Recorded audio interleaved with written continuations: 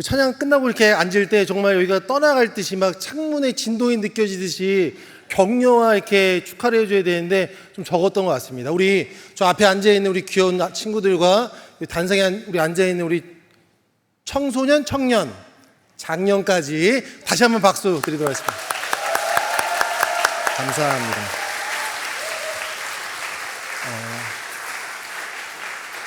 이들이 주인공입니다. 우리 서울순복음교회 주인공들이고요, 다음 세대의 주인공들이고요, 하나님 나라의 주역들입니다. 그래서 여러분들 많이 격려해 주시고요, 많이 예뻐해 주시고요, 많이 칭찬해 주시면 좋을 것 같아요. 감사합니다. 잘했죠? 자, 감사합니다. 지금 우리 전도사님께서 잠깐 소개를 해주셨는데요. 저는 봉천동 토박이입니다. 여기가 저는 봉천 11동이라는 걸 알고 있어요. 맞죠? 몇 동이요? 7동. 죄송합니다. 저는 봉천 8동에 오래 살았습니다.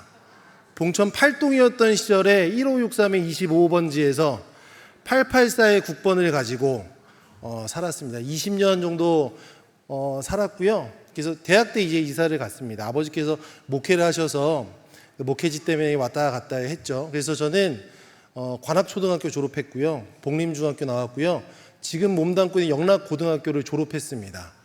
그래서 이 고향 땅이지요. 근데 저는 그때부터 기도했어요. 하나님, 영락고등학교의 강단에 서서 말씀 전하는 일을 하고 싶습니다 했더니 한 15년 만에 하나님께서 불러주시더라고요. 그래서 너무나도 행복하게, 기쁘게, 감사하게 사역하고 있습니다. 그래서 우리 전도사님이 학원 선교라고 말씀해 주셨는데요, 저는 정체성을 선교사라는 정체성을 가지고 있습니다. 왜냐하면 학교는요 선교지예요. 교회 다니는 아이들이 15% 됩니다. 15%요. 근데 교회 다니는 아이들이 15%고요. 신앙생활을 잘하는 친구, 우리 대표적인 지민이 같은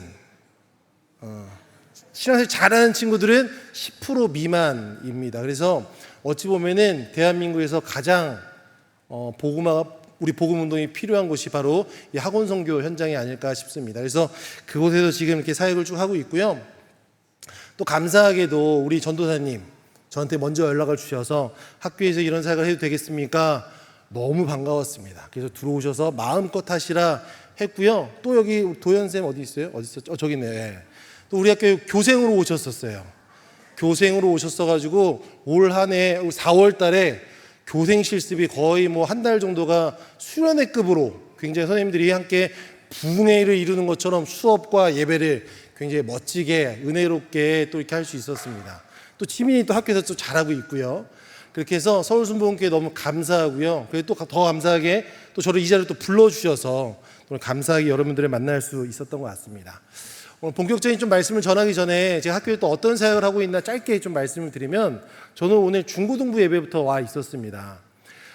학생들이 저에게 물어봐요. 목사님은 어느 교회 다니세요? 물어봐요. 그럼 저는 뭐라고 대답할까요? 나는 교회를 안 다녀 라고 이야기합니다. 심각한 일이죠. 목사인데 교회를 안 다닌다고 하니. 저희는 교회에 적을 두고 막 다니지 않고요, 매주 이 교회 저 교회 다닙니다. 학생들이 저한테 요청을 해요. 목사님 교회 가고 싶어요. 그러면은 그 친구가 갈 수 있는 교회, 가고 싶은 교회 같이 갑니다. 그 다음에 또 지민이가 저를 초대합니다. 그러면 초대하는 교회 가요. 그러면서 주변에 교회 다니지 않는 친구들, 갈까 말까 고민하는 친구들 손 붙잡고 옵니다. 오늘도 중고등부 예배 한 친구를 데리고 왔는데요, 오늘은 제가 초청한 것도 아니고요, 그 친구가 초대한 것도 아니에요. 그냥 그 친구가 저를 찾아와서 목사님 교회 가고 싶어요. 나 이번 주 마침 서울순복음교회 가는데 같이 갈래? 갈게요 라고 해서 데려왔던 것입니다. 저는 주일날 매주 교회를 이렇게 왔다 갔다 이 교회 저 교회 다니면서 아이들에게 교회가 참 좋은 곳이다, 행복한 곳이고 너들에게 진짜 참 자유를 주는 곳이다 라는 것을 전하는 그런 사역을 하고 있습니다. 생각나실 때 기도해 주시고요, 또 우리 서울순복음교회 자주 초대해 주세요. 그러면은 갈 곳 잃은, 그 다음에 가고 싶지만 어떻게 해야 될지 모르는 그 귀한 친구들 손 붙잡고 교회에 나오도록 하겠습니다. 자, 그러면 오늘 우리 뿐이니다 라는 제목으로 함께 말씀 나눠봤으면 좋겠습니다. 여러분도 혹시 우리 어르신들이 많은데요, 넷플릭스에서 참교육이라는 드라마 하는 거 혹시 알고 계신가요? 고개만 끄덕여 주세요. 좀 보게요. 몇 분 계세요. 그 참교육이라는 그 드라마는 어떤 드라마냐면 학교에서 일어나는 일들, 요즘에 굉장히 학교 현장이 좀 힘들다고 어렵다고 하잖아요. 그런 내용들을 소재로 만든 드라마입니다. 그래서 약간 현실적이진 않아요. 현실적이면서도 굉장히 비현실적인, 설마 저러겠어 하는 일들이 나옵니다. 굉장히 선 넘는 학생들, 학부모님들, 굉장히 어려움 당하는 교사들의 이야기가 나와요. 저는 원래 드라마를 잘 보지 않습니다. 그런데 학교를 소재로 한 드라마라고 하니 관심 있게 봤어요. 그리고 봤더니 어느 정도는 공감이 되고요, 어느 정도로는 굉장히 안타까움과 아픔이 좀 오는 드라마였습니다. 그런데 그 내용을 보고서 이런 생각을 했습니다. 오늘 우리가 읽은 본문 서두에 보면은 빈들이라는 표현이 나오는데요, 마치 학교 현장이 빈들 같다라는 생각이 들었습니다. 여러분, 빈들 하면 무엇이 떠오르시나요? 굉장히 이렇게 푸른 풀밭이 떠오르시나요? 그럴 수도 있어요. 아무것도 없는 밭이 생각되어질 수도 있습니다. 근데 저는 오늘 그 학교 현장, 참교육에 나오는 학교 현장의 모습을 보면서 이 빈들, 아무것도 없는 것 같은 그런 빈들이 생각이 났습니다. 오늘 우리가 15절부터 말씀을 볼 텐데요, 한번 13절 말씀을 먼저 좀 봤으면 좋겠습니다. 화면 한번 띄워주시겠어요? 함께 읽어보겠습니다. 시작.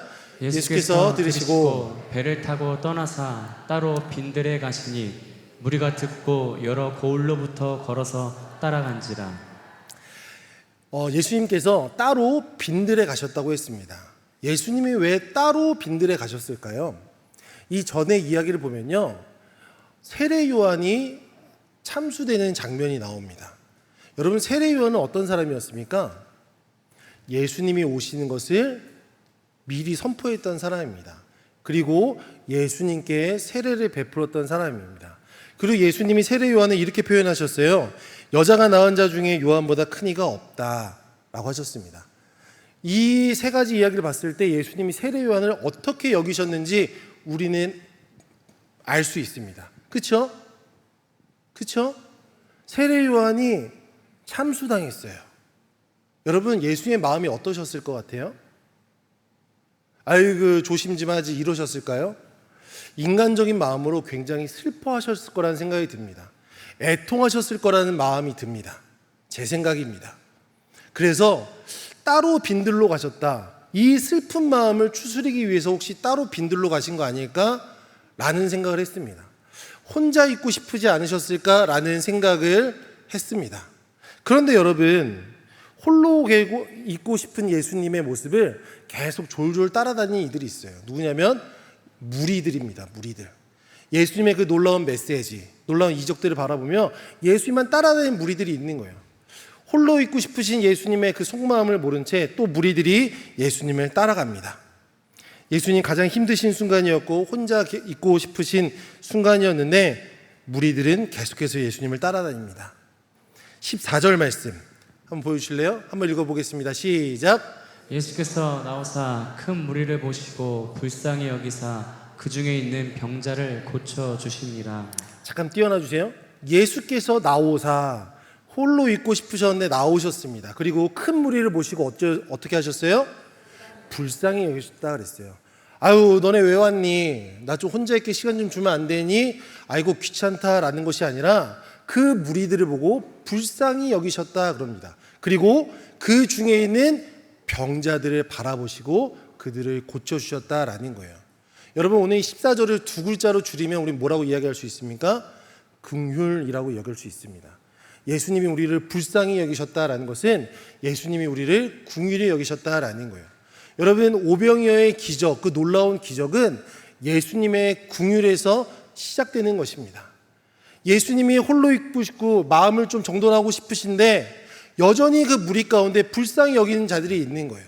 그 불쌍히 여기는 그 긍휼의 마음으로 이 기적, 이 오병이어의 놀라운 기적의 시작이 됐다라는 것입니다. 오늘 이것이 이 말씀의 시작입니다. 예수님은 그 무리들을 돌려보내지 않으셨어요. 그들을 외면하지 않으셨습니다. 그들을 불쌍히 여기셨습니다. 즉 긍휼히 여기셨다라는 거예요. 이 긍휼이 놀라운 기적, 오병이어의 출발점이라는 것입니다. 오늘 우리가 학교라는 빈들을 바라봅니다. 이 학교라는 빈들을 바라볼 때 우리가 가장 먼저 우리 마음에 가져야 될 마음은 무엇입니까? 쟤들 왜 저럴까가 아니라 그들을 불쌍히 여기는 마음이 우리에게 있어야 된다라는 거예요. 뭐가 잘못됐지, 이게 잘못됐지, 이거 이렇게 하면 안 되지, 요즘 애들 왜 이래, 아이고 찌찌찌 하는 것이 아니라 그들을 불쌍히 여기는 마음, 예수님의 긍휼의 마음이 우리 안에 있어야 된다라는 거예요. 여러분들 각자의 빈들로 느껴지는 영역들이 있을 것입니다. 저는 학교 현장을 이야기하고 학원 선교 현장을 이야기하지만 여러분들의 가정, 여러분들의 직장, 여러분들의 삶의 자리가 빈들처럼 느껴지시는 분들이 있으실 거예요. 근데 그 빈들을 바라볼 때 왜 내가 여기 있어야 돼? 라고 하는 것이 아니라 예수님이 이곳을 긍휼히 여기시는구나. 또 우리 또한 그곳을, 그 삶의 자리를 긍휼히 여길 수 있는 그 마음이 있어야 된다라는 것입니다. 오늘 그 긍휼의 마음을 품고 그 예수님의 긍휼의 마음을 바라보며 오늘 본문으로 나아갔으면 좋겠습니다. 오늘의 본문의 시작 어떻게 시작합니까? 15절이죠. 15절 한번 볼까요? 15절 처음에 보면은 저녁이 되매라고 되어 있습니다. 저녁이 되매. 저녁입니다. 날이 저물었다라는 것이죠. 그리고 그곳은 어디예요? 바로 빈들입니다. 여러분, 제자들은 굉장히 현명했던 사람들 같습니다. 일 잘하는 똑똑한 사람들이었던 것 같아요. 왜냐하면 현실적으로 굉장히 옳은 판단을 했기 때문입니다. 여러분 생각해 보세요. 많은 무리들이 모였습니다. 아침부터 저녁까지 막 예수의 말씀을 듣고 활동을 했어요. 근데 보니까 어느덧 해가 졌습니다. 그럼 이제 뭐 할 때지요? 뭐 할 때지요? 집에 갈 때잖아요. 그렇죠? 밥을 먹이면 너무나도 좋겠죠. 우리 권사님들은 먹여야지 하실 거예요. 맞아요. 먹이면 좋아요. 그런데 뭐 준비된 게 아니잖아요. 그렇기 때문에 제자들은 현실적인 판단을 합니다. 그래서 예수님께 말씀을 드립니다. 뭐라고요? 무리를 보내소서라고 이야기를 합니다. 그 상황 속에서 할 수 있는 가장 현실적인 판단이지요. 저도 그랬을 것 같아요.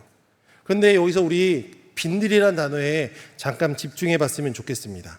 빈들은 헬라어로 에레모스라고 부릅니다.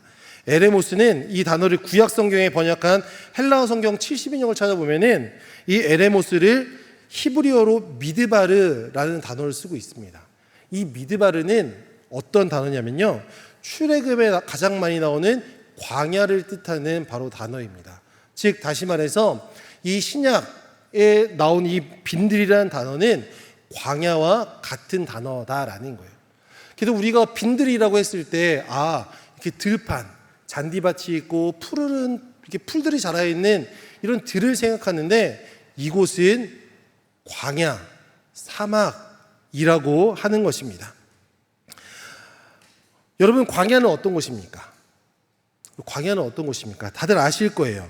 아무것도 없는 곳입니다. 먹을 것도 없고요, 마실 것도 없고요, 방향도 없는 곳입니다. 방향을 읽으면은 몇십 년씩 뺑글뺑글 돌 수밖에 없는 곳이 바로 광야입니다. 또 희망도 보이지 않는 곳이 광야입니다.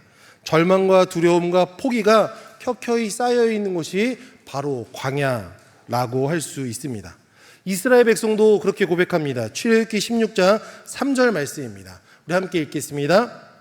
이스라엘 자손이 그들에게 이르되 우리가 애굽 땅에서 고기 가마 곁에 앉아 있을 때와 떡을 배불리 먹던 때에 여호와의 손에 죽었더라면 좋았을 것을 너희가 이 광야로 우리를 인도하여 내어 이 온 회중이 죽게 하느니라.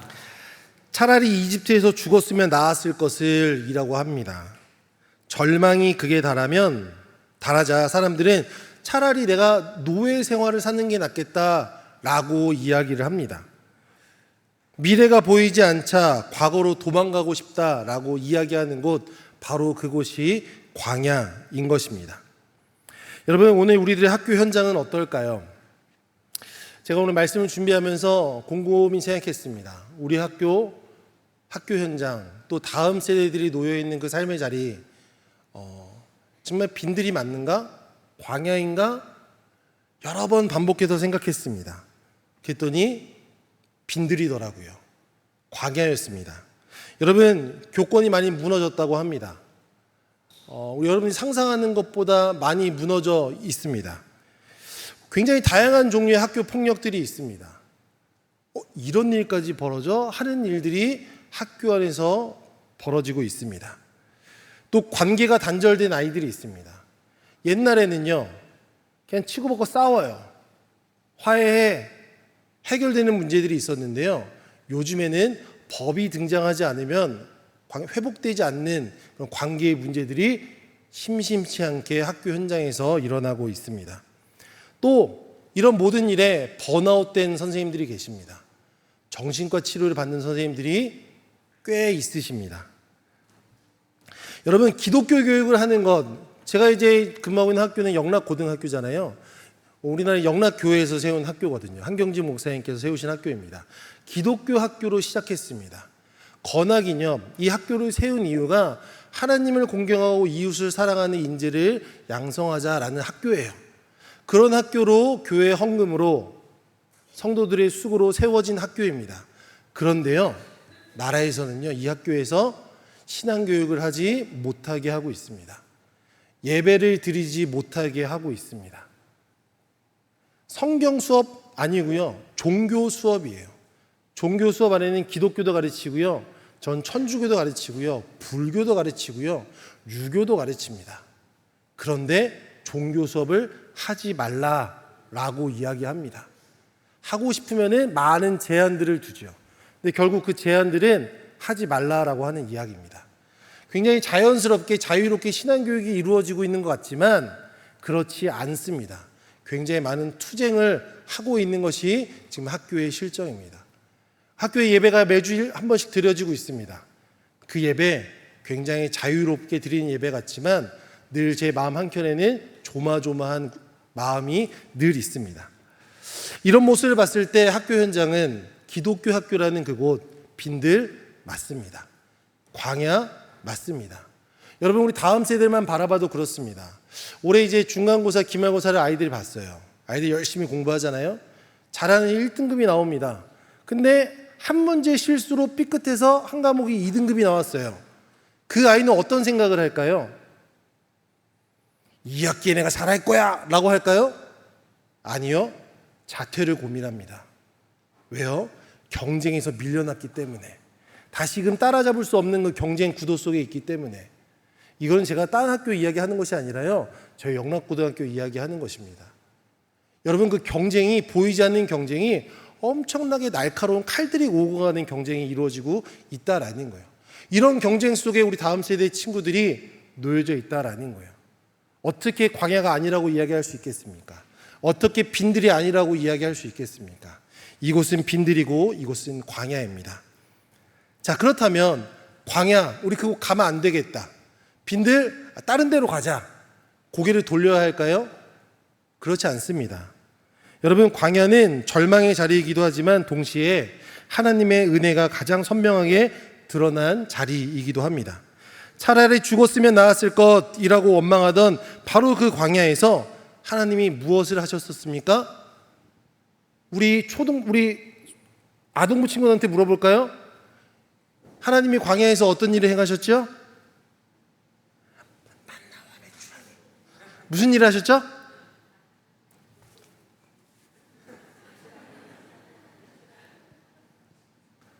만나.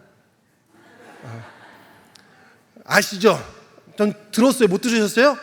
작게 속삭였는데 전 봤습니다. 하나님께서 만나와 메추라기를 주셨던 곳이 어디예요? 광야입니다. 반석을 쳤더니 뭘 주셨어요? 물을 주셨어요. 놀라운 일 아닙니까? 여러분, 광야, 어디로 갈지 모르는 그곳에서 구름기둥과 불기둥을 통해 오고 가는 것을 말씀해 주셨습니다. 내비게이션이 되어 주셨다라는 거예요. 또 구름기둥으로 뜨거운 햇볕을 막아 주셨어요. 오늘 34도 엄청 뜨겁더라고요. 광야는 이보다 더 뜨거울 겁니다. 그 햇볕을 막아 주셨다라는 거예요. 밤에는 너무 추워요. 어떻게 따뜻하게 해주셨어요? 불기둥으로 따뜻하게 해주셨다라는 거예요. 그뿐입니까? 하나님께서는 광야에서 율법을 주셨습니다. 수십만 명이 이동하는데 질서를 세워주셨어요. 어떻게 살아가야 될지, 어떤 법으로 우리가 잘 질서 있게 살아가야 될지 삶의 기반을 허락해 주신 곳이 바로 광야였다라는 것입니다. 어떻게 살아야 되는지, 내가 무엇을 먹으면서 앞으로 어떤 길을 가야 될지를 알려주신 곳, 그곳이 바로 광야다라는 거예요. 광야는 하나님이 등 돌리신 곳이 아니고 하나님께서 외면한 곳이 아니라 하나님께서 우리와 가장 가까이 계셨던 곳이 바로 광야였다라는 것입니다. 신명기 8장 3절에 이렇게 증언하고 있습니다. 함께 읽겠습니다. 시작. 너를 낮추시며 너를 줄이게 하시며 또 너도 알지 못하며 내 조상들도 알지 못하던 만나를 내게 먹이신 것은 사람이 떡으로만 사는 것이 아니요 여호와의 입에서 나오는 모든 말씀으로 사는 줄을 내게 알게 하려 하심이니라. 아멘. 여러분, 마태는 오늘 마태복음을 기록하면서요, 이 특히 오병이어 사건을 기록할 때 이 단어를 의도적으로 기록했을 것입니다. 에레모스, 이 광야. 이 마태복음을 읽는 독자들에게 이야기하는 거예요. 너네 빈들 아무것도 없어 보이지? 너네 광야를 기억해. 광야가 어떤 곳이었니? 너네를 고생시키고 아무것도 없는 곳이 아니라 하나님이 너희와 함께 있던 곳, 가장 밀접하게 있던 곳이야 라는 것을 마태는 기록하고 있는 것입니다. 우리 사랑하는 우리 성도 여러분, 오늘 우리의 학교가 또 우리 직장이 또 우리 다음 세대들이 놓여있는 그 삶의 자리가 광야처럼 빈들처럼 보이십니까? 맞습니다. 그곳은 빈들이고 그곳은 광야입니다. 그런데 바로 그 자리가 하나님께서 만나를 내리셨고 지금도 오늘도 여전히 만나를 내리실 그곳이라는 것을 기대하셨으면 좋겠습니다. 내가 갈 길을 알지 못할 때 구름 기둥을 세워주시고 내가 추위에 떨 때 불기둥을 세워주시는 그곳이 바로 광야, 오늘 우리가 있는 그곳이라는 것을 믿음으로 고백하는 여러분들 되었으면 좋겠습니다. 빈들은 절망의 신호가 아닙니다. 하나님이 일하시는 무대임을 믿음으로 고백하는 우리 서울순복음교회 성도님들 되시기를 간절히 소원합니다. 우리 계속해서 말씀을 보겠습니다. 제자들이 무리를 보내소서라고 했을 때 예수님의 반응이 참 독특합니다. 제자들이 가서 예수님께 무리를 보내소서라고 했을 때 예수님은 뭐라고 답하시는 게 가장 우리가 이해하기 쉬울까요? 아, 그치, 벌써 날이 이렇게 됐네? 배고프지? 아, 얘들 힘들겠다. 가라고 해라. 야, 나 좀 쉴 테니까 너네들이 좀 돌려보내. 내일 다시 오라고 해. 라고 하면은 그게 좀 자연스럽고 좀 납득될 것 같기도 합니다. 그런데 예수님은 뭐라고 반응하십니까? 16절에 갈 것 없다. 너희가 먹을 것을 주라. 라고 말씀하십니다. 이 예수님의 말씀을 듣고 제자들은 당황했습니다. 예수님, 우리 먹을 거 없는데요? 우리 아무 준비 안 돼 있는데요? 우리가 이들에게 뭘 어떻게 주죠? 라고 고민했을 것입니다. 그러고서 주변을 막 둘러봅니다. 그리고서 구해온 것은 떡 5개와 물고기 2마리입니다. 오늘 교회 왔더니 지민이가 저에게 이걸 주더라고요. 원래는 제가 정말 빵 5개와 물고기 2마리 준비해올까 생각했다가 안 준비했는데 지민이가 줘서 참 좋은 교보제로 적절하게 사용됩니다. 자, 여러분 생각해보면 똑같습니다. 예수님이 그때 손에 제자들이 구해왔던 것이 지금의 이 초코우유 하나와 똑같은 것이에요. 오늘 이 초코우유 하나로 여러분들 다 나눠 먹을 수 있을까요? 아멘. 도전해 보겠습니다. 예. 아마 몇몇 분들은 그럴 거예요. 제가 안 먹을게요. 저 원래 초코우유 싫어합니다. 양보할 거예요. 다 양보하면 막 한 남아서 우리 아동부 친구들은 먹을 수 있겠죠. 되게 당황스러운 거죠. 예수님 이거밖에 없는데요. 제자들이 뭐라고 이야기합니까? 17절에 여기 우리에게 있는 것은 떡 5개와 물고기 2마리 뿐이니이다 라고 이야기해요. 뿐이니이다. 여러분, 이 뿐이니이다 라는 고백이 여러분 어떻게 들리십니까? 어떻게 들리세요? 여러분, 저는 이 고백이 되게 귀하게 받아들여집니다. 너무나도 귀해요. 이 뿐이니이다.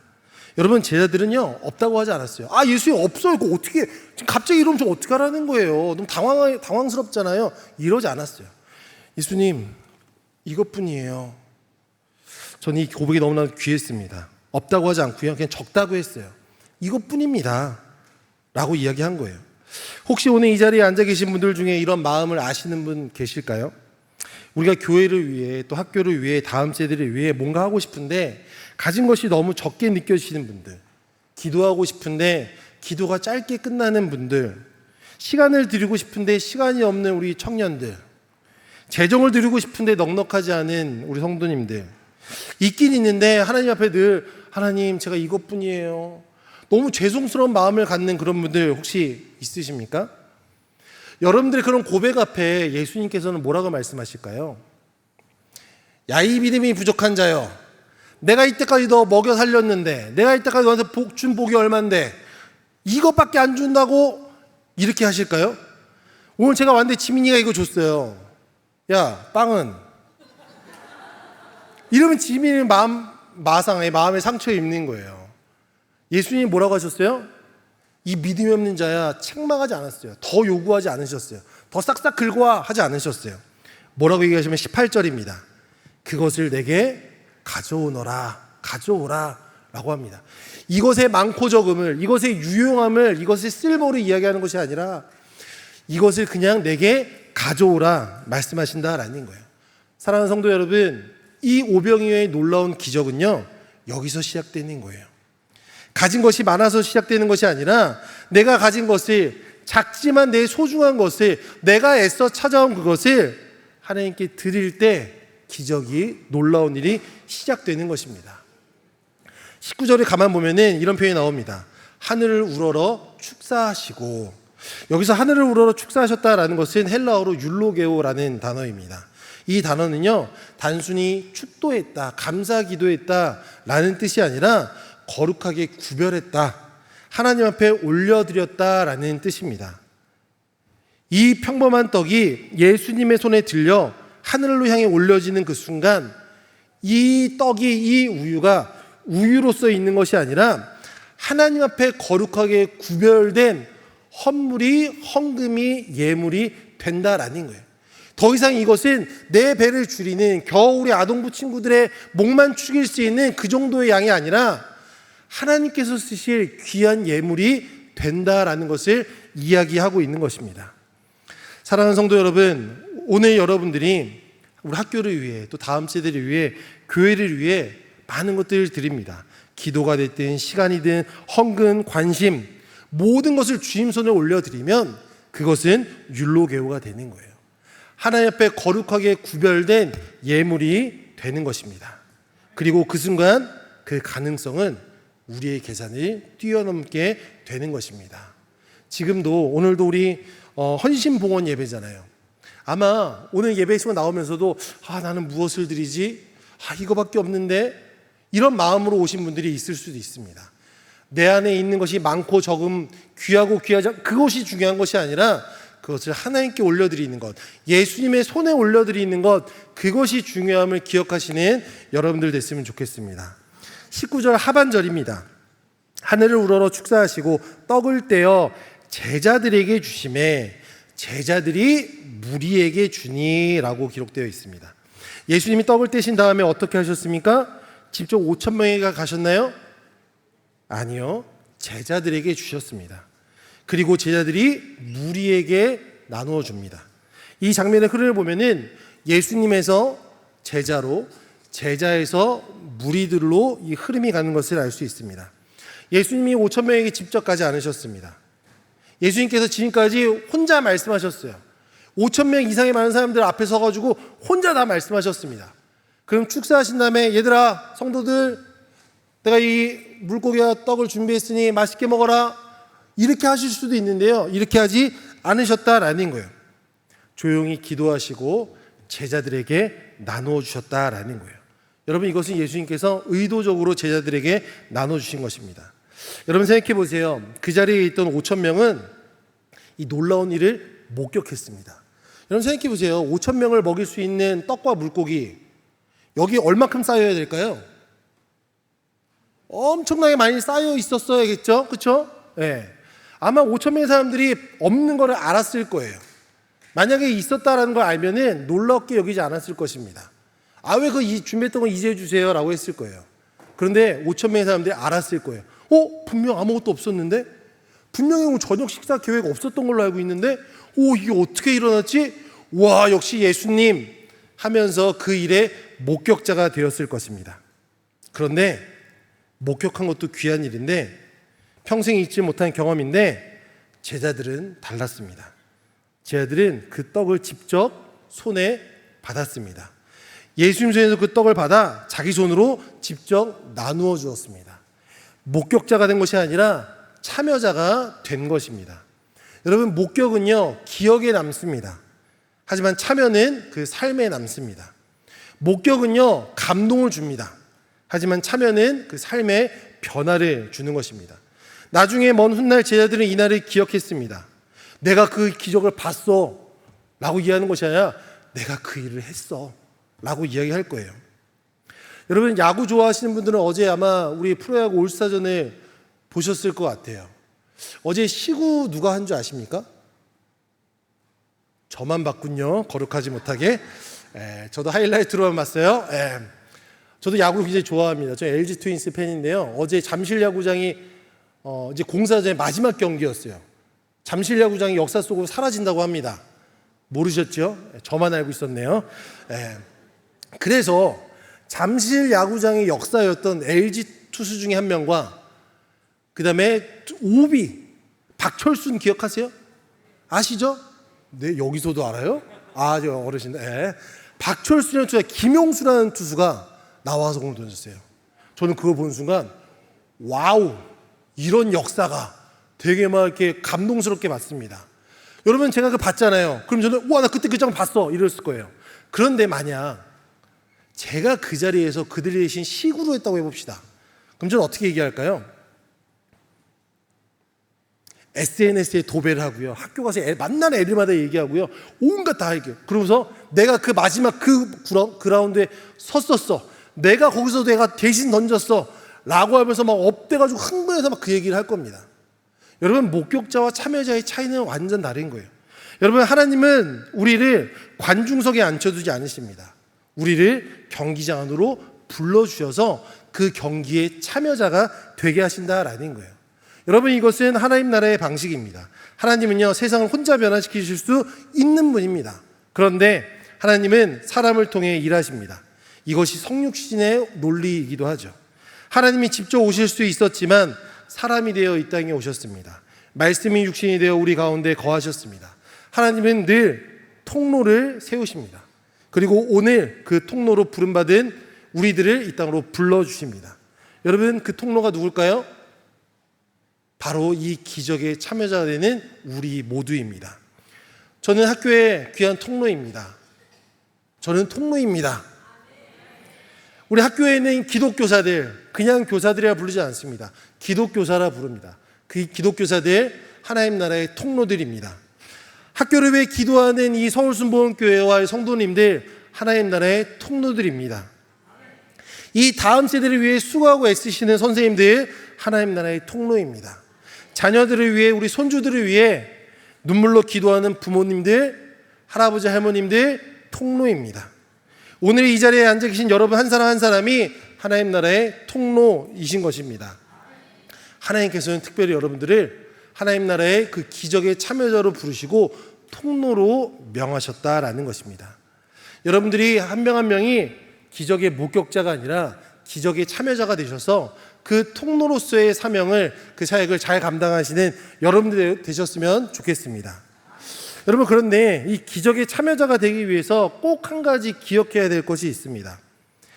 제자들이 그 5천 명에게 나눠줄 수 있었던 것은 그 자신, 제자가 먼저 받았기 때문입니다.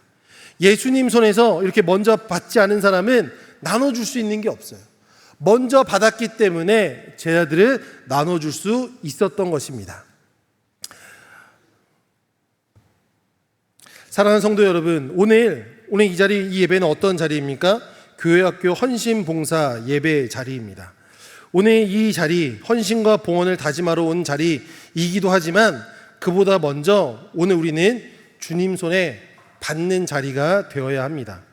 때로는 지쳐있던 자리에서, 고갈된 자리에서, 때로는 포기하고 싶었던 그 자리에서 오늘 주님 앞에 나왔을 수도 있습니다.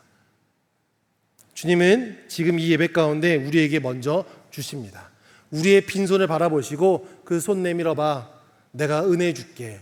내가 새 힘 줄게. 내가 능력 더해 줄게. 내가 지혜 줄게. 내가 사랑 줄게. 라고 하면서 우리 손에 새로운 무언가를 주어 주신다라는 거예요.